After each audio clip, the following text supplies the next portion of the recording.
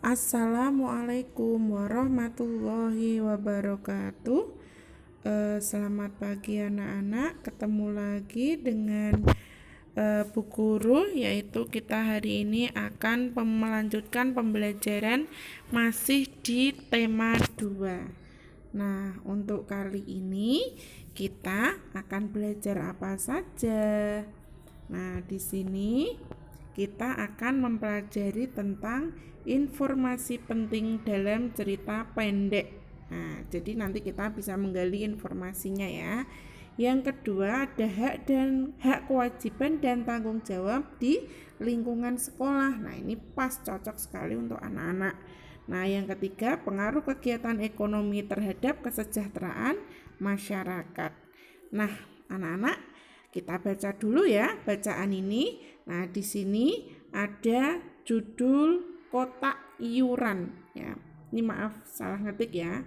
Nah, di sini ada bacaan satu paragraf ini ya. Ketua Dimas memimpin pertemuan singkat pada istirahat kedua siang itu.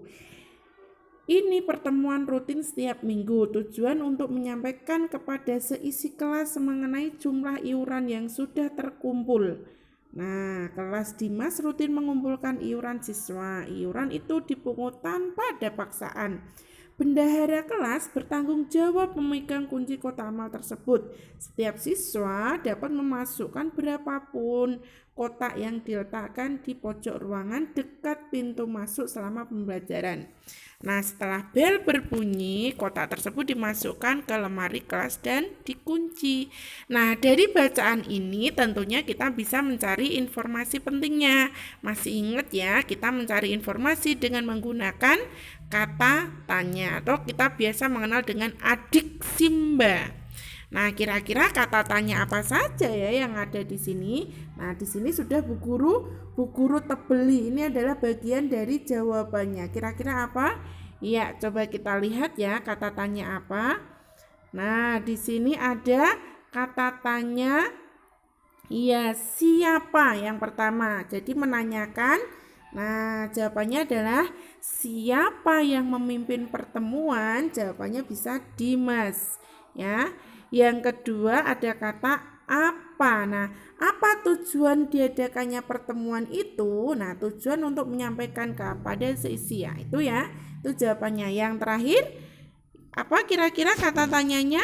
Nah, di sini jawabannya adalah pojok ruangan. Kalau nama tempat kata tanyanya adalah iya di mana. Nah, jadi informasi penting ini bisa diambil dengan menggunakan kata tanya ini siapa, apa, dan di mana.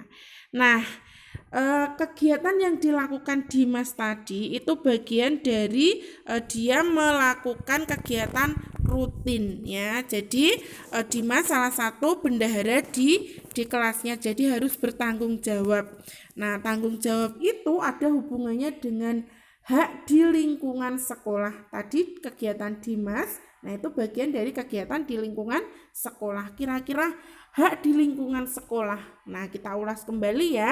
Hak itu apa? Nah, hak itu adalah sesuatu yang harus kita terima di sekolah. Anak-anak menerima apa? Iya, menggunakan fasilitas sekolah. Yang kedua, mendapatkan pembelajaran dari Bapak Ibu Guru. Jadi di sekolah kita mendapatkan pengajaran. Yang ketiga, mengajukan pertanyaan. Jadi anak-anak ketika pembelajaran itu berhak mengajukan pertanyaan ya. Jadi jangan takut. Yang berikutnya, meminjam buku di perpustakaan. Nah, itu bagian dari hak anak-anak. Silahkan menambah ilmu pengetahuannya dengan membaca buku di perpustakaan. Yang berikutnya, berteman dengan semua warga sekolah. Jadi tidak boleh membeda-bedakan antara mungkin tukang kebun, bapak ibu guru, teman, semuanya. Nah, kita berhak berteman untuk semuanya. Yang berikutnya terbebas dari diskriminasi. Nah, jadi kita terhindar dari perbedaan-perbedaan ya, tidak boleh membeda-bedakan tadi. Nah, ini adalah hubungannya hak di lingkungan sekolah.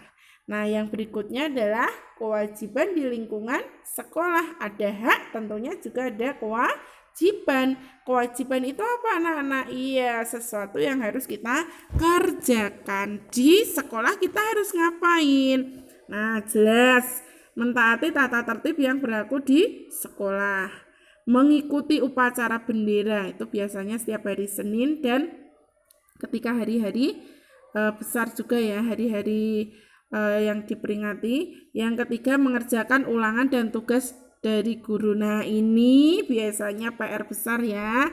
Anak-anak itu kewajibannya harus mengerjakan tugas. Yang keempat, membayar administrasi sekolah. Nah, ini hubungannya dengan orang tua anak-anak. Yang berikutnya, menjaga ketenangan saat pembelajaran. Jadi ketika pembelajaran, anak-anak wajib tenang, tidak boleh gaduh. Ya, yang terakhir, menghormati dan menghargai seluruh warga sekolah. Nah, anak-anak, membayar administrasi sekolah tadi itu bagian dari membayar administrasi sekolah tadi bagian dari kewajiban ya, kewajiban orang tua anak-anak ya di sekolahan. Jadi anak-anak sekolah juga wajib membayar administrasi. Nah, biasa disebut dengan SPP. Nah, biasanya ini dari mana? Nah, ini adalah tugas dari orang tua. Jadi orang tua bekerja itu biasanya menghasilkan uang dan uangnya untuk biaya pendidikan anaknya. Nah, kegiatan orang tua itu bisa menghasilkan uang itu berdasarkan kegiatan ekonomi. Nah, jadi kegiatan ekonomi orang tua anak-anak itu dapat membuat kesejahteraan dirinya sendiri maupun orang lain juga. Nah, berikut kita akan belajar pengaruh kegiatan ekonomi terhadap kesejahteraan masyarakat. Yang pertama ada kegiatan produksi. Apa itu kegiatan produksi? Nah, kata kuncinya di sini menghasilkan barang atau jasa yang berguna bagi kebutuhan hidup. Nah, ini adalah contoh dari kegiatan produksi. Jadi menghasilkan barang. Seorang petani menanam sayuran, nah itu berarti dia berproduksi, menghasilkan barang. Nah, petani tersebut ya, orang yang melakukan produksi itu namanya adalah produsen ya. Nah, yang kedua adalah kegiatan distribusi. Nah, apa itu distribusi? Yaitu menyalurkan barang kepada konsumen. Jadi setelah memanen terus didistribusikan, biasanya diangkut oleh para pembeli itu ya, biasanya juragan-juragan itu ya, itu namanya distribusi. Jadi nanti disetor-setorkan. Nah, seorang distribusi namanya adalah distributor. Jadi ini adalah gambar contoh dari distribusi dari perkebunan terus dibawa ke kota, yaitu mendistribusikan ya. Yang terakhir yaitu kegiatan konsumsi. Apa itu konsumsi? Nah, kata kuncinya memakai barang atau jasa untuk memenuhi kebutuhan hidupnya. Orang yang melakukan konsumsi namanya adalah konsumen. Nah, ini berikut adalah kegiatan konsumsi.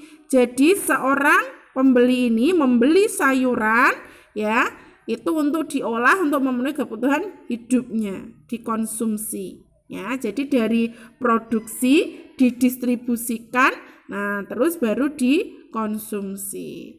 Nah, ini adalah pembelajaran hari ini.